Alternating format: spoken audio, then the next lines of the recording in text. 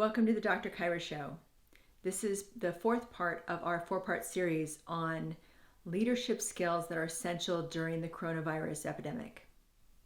Today we're going to talk about grieving, which is a little bit of a scary topic, so bear with me. You know, lately I have been feeling a lot of tears, a lot of crying here and there. And I would say that I feel like a strong leader during this process. It's not so much that I'm weakening myself through tears. It's that I'm strengthening myself through tears. I ran a nonprofit a long time ago out of medical school, and we served youth who were in gangs. So about every 6 months or so, we would lose one of our young people to murder. And I can tell you as a mother, it was like having my heart ripped out twice a year. And what I learned about that is that if you stuff your grief down, one day you will not be able to get out of bed. So during this pandemic, during this coronavirus, there's a lot of grief that all of us are holding and storing and finding our way through that. And my simple message is that you need somewhere for that to go. As a doctor, I'm going to call it an anus. You need a grief anus. You need an outlet, because basically the grief, it abides by law of conservation of energy. It is an energy and it needs somewhere to go. If you don't have an anus, if you don't have anywhere for it to go, in the workplace, it builds up as things like gossip or backbiting, or projections onto others that are unhealthy, or judgments of others. Personally, it can take the form of addictions, drinking or otherwise, food binging, TV binging, stress.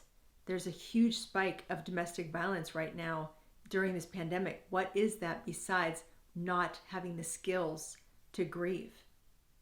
So I want to make you a good example for your team and for the people that you are leading by giving you some ways to grieve.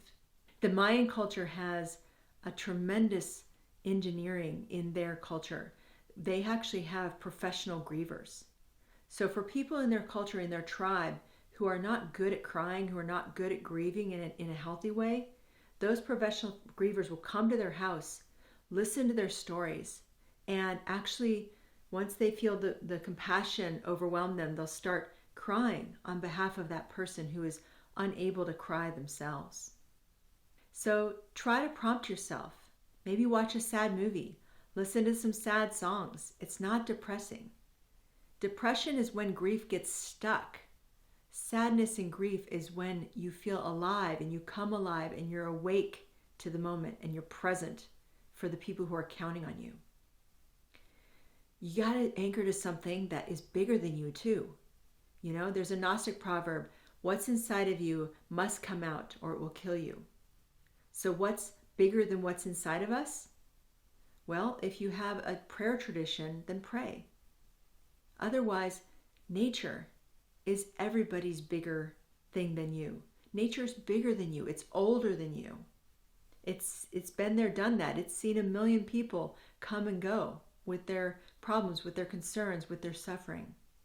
I knew a woman who actually did really intense work with survivors of childhood trauma, and she would go basically be beaten down after a day of this, listening to all of this pain, and she would go to her little house outside of New York City, and she had a very little tiny yard, not so much, bigger than a postage stamp kind of yard, and she would lay down in the snow or in the grass or in the rain, whatever the weather was, and just allow the earth to absorb the pain from her body that she had absorbed from listening to the stories of others.